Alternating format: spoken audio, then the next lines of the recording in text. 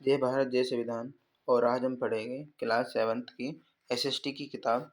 उसमें से एक चैप्टर है टाइप गवर्नमेंट के बारे में, सिविक्स से संबंधित है। तो इसमें जैसे कि हम सरकार के बारे में बताएंगे कि सरकार किस तरह से काम करती है नेशनल लेवल पर, स्टेट है और डिस्ट्रिक्ट लेवल पर।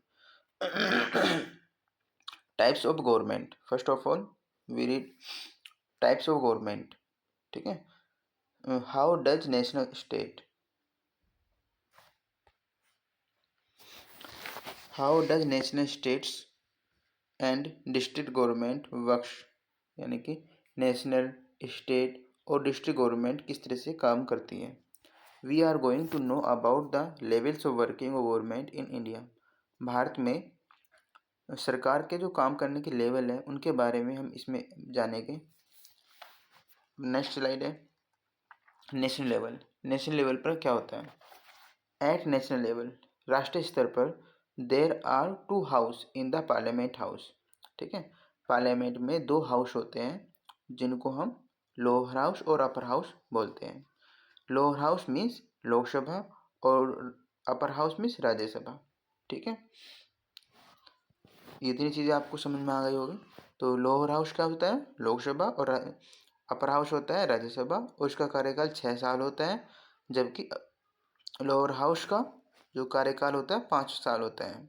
ठीक है, नेक्स्ट है लोकसभा। लोकसभा के बारे में हम जानते हैं कि टोटल कॉन्स्टिट्यूएंसी कितनी है, 543, 543। इसमें टोटल कॉन्स्टिट्यूएंसी है। टोटल मेंबर है 545, 545 में टोटल मेंबर है। Elected member 545, 545। Appointed member 2 appointed member होते हैं, लेकिन इनको कैंसिल आउट कर दिया गया है। अब इनका यूज नहीं है। Anglo India. ठीक है। Function controlling, guiding and informing the government about the problem of constituency.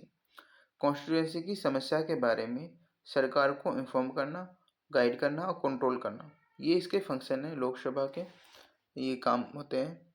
Next है इसमें स्टेट वाइज लोकसभा कॉन्स्टिट्यूएंसी। अब हम स्टेट वाइज लोकसभा कॉन्स्टिट्यूएंसी पढ़ेंगे कि हर एक स्टेट में कितने कितने लोकसभा के प्रतिनिधि चुनाव लड़ते हैं। एक है आंध्र प्रदेश। आंध्र प्रदेश में 25 लोकसभा सीटें हैं। असम में 14 है। छत्तीसगढ़ में 11 है। ठीक है, गुजरात में 26 है। हिमाचल प्रदेश में 4, कर्नाटक में 28, मध्य प्रदेश में 29, मणिपुर में 2, मिजोरम में 1, उड़ीसा में 21, अरुणाचल प्रदेश में 2, बिहार में 40, गोवा में 2, हरियाणा में 10, झारखंड में है 14, मे बी 14। इसको हम चेक करके देख लेते हैं कि झारखंड में कॉन्स्टिट्यूएंसी कितनी है। नेक्स्ट है हमारा केरला। केरला में है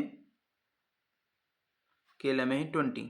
महाराष्ट्र में 48 है लोकसभा सीटें। मेघालय में 2 है, 2। नागालैंड में 1 है। राजस्थान में 10, पंजाब में 13, सिक्किम में 1, तमिलनाडु में 39, तेलंगाना में 17, त्रिपुरा में है 2, उत्तर प्रदेश में 80, उत्तराखंड में है 5 और वेस्ट बंगाल में 42। 7 लोकसभा सीटें। अब जम्मू एंड कश्मीर, इसका हम एक बार देख लेना आप कि इसमें 5 है। आप मुझे बताना कि इसमें 5 ही लोकसभा सीट है या कितनी है। लद्दाख में 1 लोकसभा सीट है। लक्षद्वीप में 1 है। पुडुचेरी में 1 है। दादरा और नगर हवेली और दमन एंड दीव में 2 लोकसभा सीटें हैं। ठीक है, नेक्स्ट है हमारा राज्यसभा। राज्यसभा में टोटल जो कॉन्स्टिट्यूएंसी होती है 233, 233 होती है। ठीक है ना, 233, 233। टोटल मेंबर कितने होते हैं इसमें, 245, जिसमें से 12 अपॉइंटेड होते हैं जो प्रेसिडेंट द्वारा चुने जाते हैं। इलेक्टेड मेंबर इसमें 233 हैं। फंक्शन, क्या फंक्शन करते हैं elected, to pass the law made by Lok Sabha members. Lok Sabha के द्वारा जो मेंबर होते हैं उनके द्वारा जो लॉ बनाया जाता है उसको पास किया जाता है। Appointed contribution to arts, literate, science and social service. इसमें इनका कंट्रीब्यूशन होता है, ये अपॉइंटेड किए जाते हैं। अपॉइंटेड कैसे होते हैं, Lok Sabha constitution to arts, arts के कॉन्स्टिट्यूशन के लिए, लिटरेचर के लिए और साइंस एंड सोशल सर्विस, इन सब से इनको चुना जाता है, अपॉइंट किया जाता है। जो प्रेसिडेंट होते हैं इन सब से इनको चुनते हैं राज्यसभा के सदस्यों। आगे हम देखते हैं स्टेट वाइज राज्यसभा कॉन्स्टिट्यूंसी कितनी है।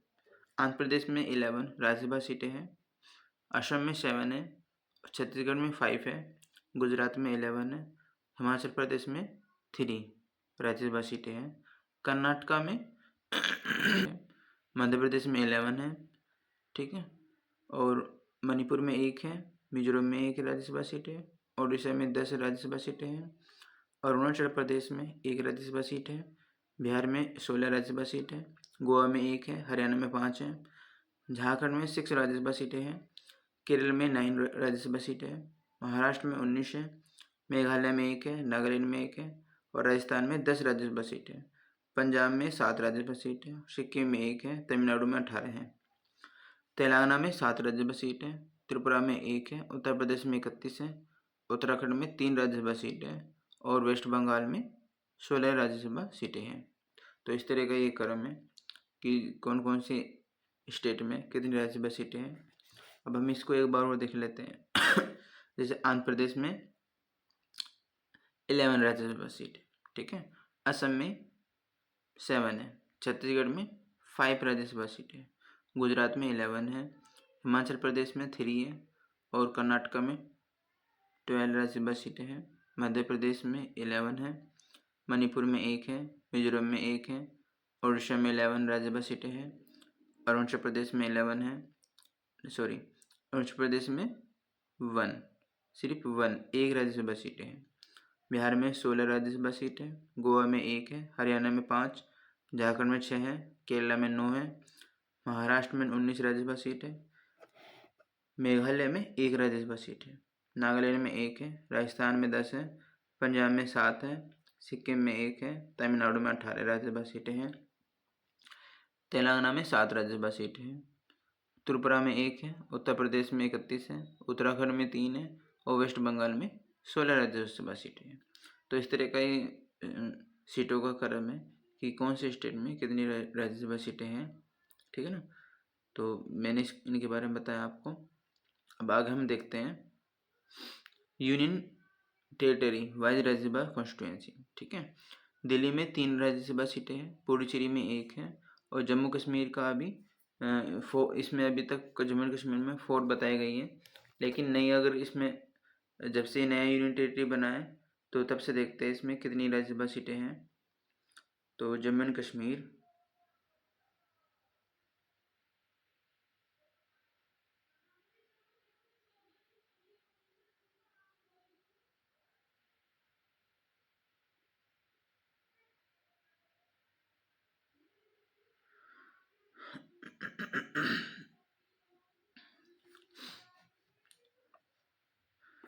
जम्मू कश्मीर में 4 राज्यसभा सीटें इसमें बताई गई है, तो 4 राज्यसभा सीटें यहाँ पर है इसमें। नेक्स्ट हम देखते हैं एट स्टेट लेवल पर एट स्टेट देयर आर 2, ठीक है, यानी कि स्टेट लेवल पर इसको 2 भागों में बांटा गया है, एक विधानसभा होती है, एक विधान परिषद। विधानसभा less than greater to lower house की वैल्यू ज़्यादा होती है उसमें, इनका कार्यकाल भी 6 साल होता है। लोअर हाउस के पास पावर अधिक होती है और विधानसभा के पास पावर कम होती है, ठीक है।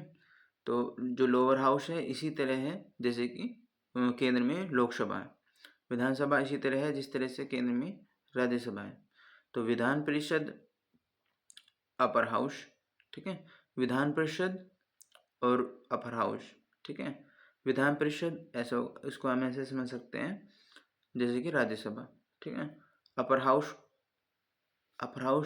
के लिए बारे में हम ऐसे समझ सकते हैं जैसे कि राज्यसभा, और विधानसभा को ऐसे समझ सकते हैं जैसे कि विधान परिषद।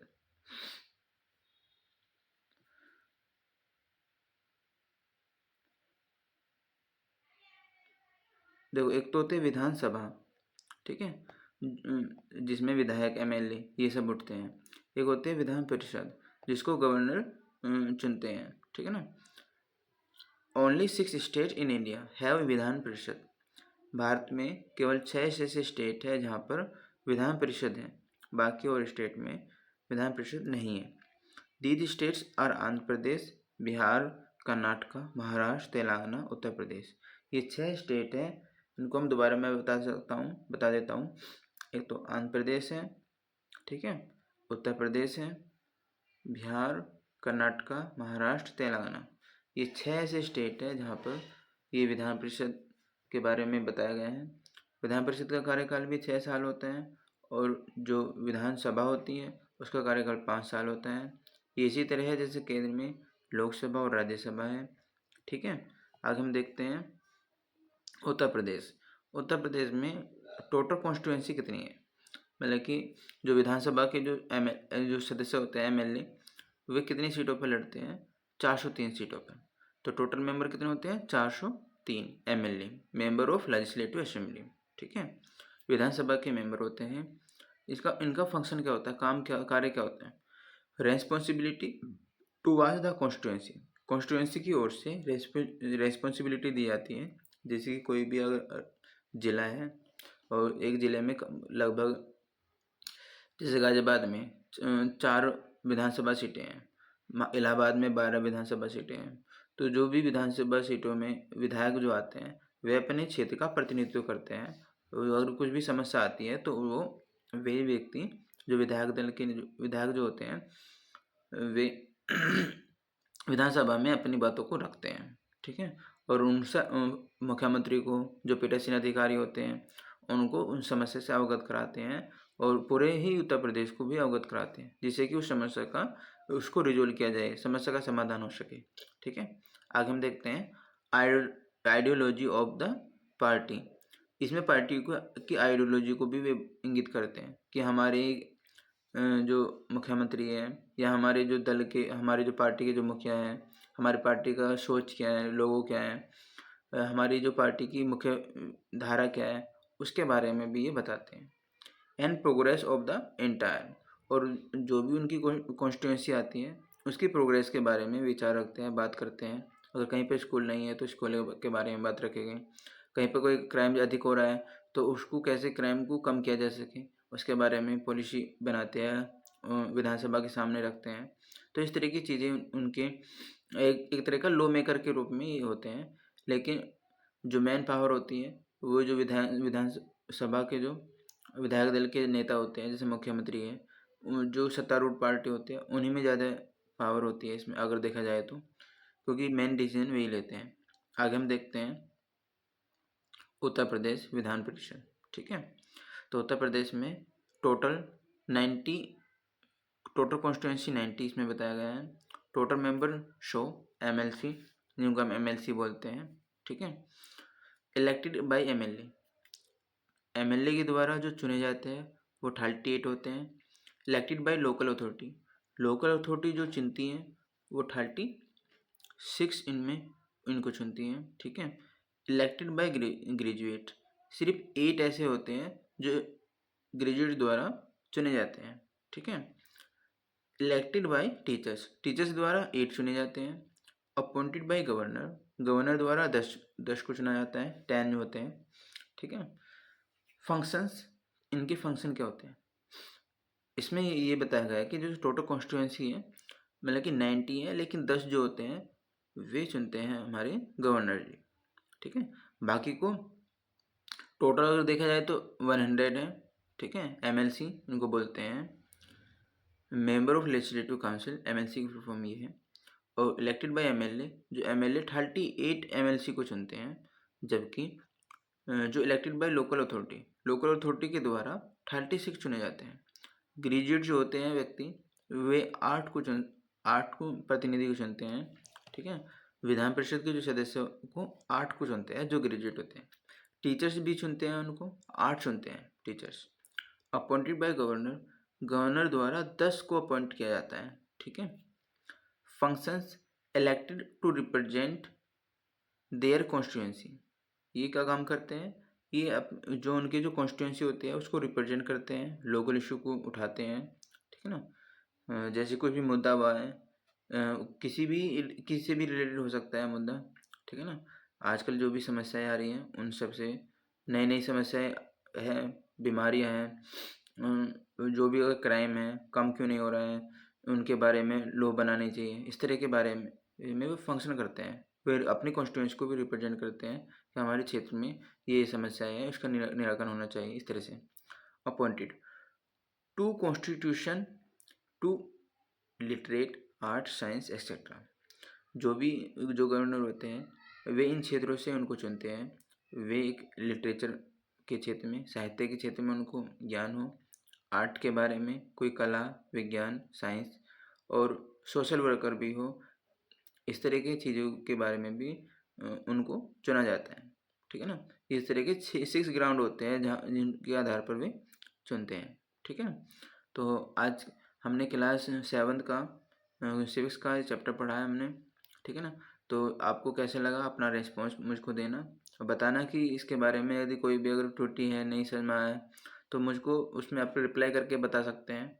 और मेरे चैनल को भी सब्सक्राइब करना, शेयर भी करना, जिससे कि मैं आगे भी और वीडियो इस तरह की बना सकूँ।